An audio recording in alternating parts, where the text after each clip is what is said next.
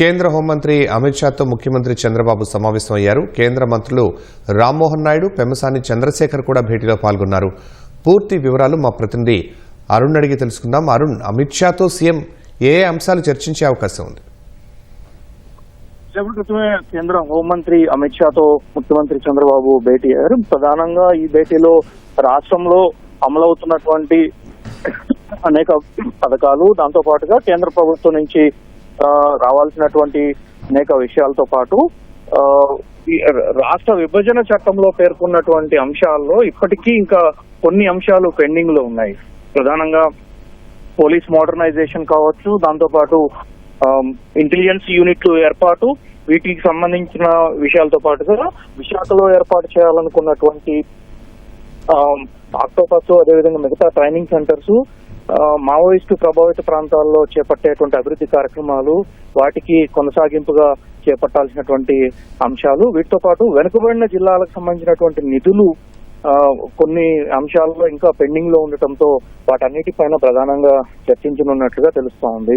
దాంతో పాటుగా కేంద్ర ప్రభుత్వానికి ఇప్పటికే రాష్ట్ర ప్రభుత్వం అనేక ప్రతిపాదనలు పంపించింది. వాటికి సంబంధించి విషయాల్లో కొన్ని ఇంకా పెండింగ్ లో ఉన్నట్లుగానే ఉన్నాయి, కానీ ప్రతిపాదనలు ఇంకా పెండింగ్ లో ఉంచారు, వాటికి అనుమతులు ఇవ్వాల్సి ఉందనేది ఉంది. దాంతో పాటుగానే రాష్ట్ర ప్రభుత్వం నీటిపారుదలకు సంబంధించినటువంటి విషయంలో ప్రధానంగా నదుల అనుసంధానం పైన కీలకమైనటువంటి దృష్టి సారించింది.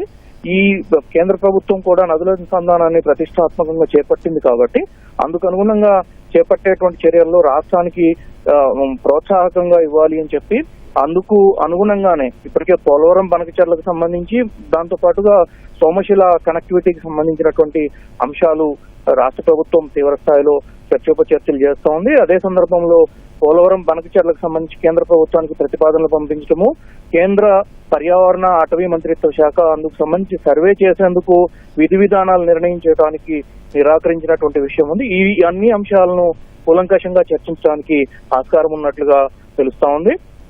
ఈ అంశాలనే ప్రధానంగా చూసుకోవడంతో పాటుగా రాష్ట్రంలో చేపట్టినటువంటి అభివృద్ధి కార్యక్రమాలు, రాష్ట్ర కూటమి ప్రభుత్వం ఏర్పాటైన తర్వాత ఇప్పటి వరకు జరుగుతున్నటువంటి పరిణామాలు, వాటితో పాటుగా ఇటీవల చోటు చేసుకున్నటువంటి రాజకీయ అంశాలు, వాటన్నిటిని కూడా చర్చించడానికి ఆస్కారం ఉన్నట్లుగా ప్రభుత్వ వర్గాలు వెల్లడించాయి. సో ఈ భేటీ తర్వాత అనేక అంశాలకు, అంటే వచ్చే నెలలో నవంబర్ 14-15 తేదీల్లో విశాఖపట్నంలో నిర్వహిస్తున్నటువంటి పెట్టుబడుల సదస్సు, ఈ విధంగా పెట్టుబడుల ఆకర్షణ, వాటికి సంబంధించినటువంటి వ్యవహారాలు, అమరావతిలో పురోగతి, కేంద్ర ప్రభుత్వ సంస్థలకు అమరావతిలో ఏర్పాటు చేయాల్సినటువంటి కార్యాలయాలపై ఇప్పటికీ ఇంకా ప్రభుత్వం కొంత కేంద్రం నుంచి కొన్ని క్లియరెన్స్లు ఇవ్వాల్సి ఉంది. వాటికి సంబంధించినటువంటి అంశాలన్నిటిపైన చర్చించేటువంటి అవకాశం ఉన్నట్లుగా తెలుస్తా ఉంది.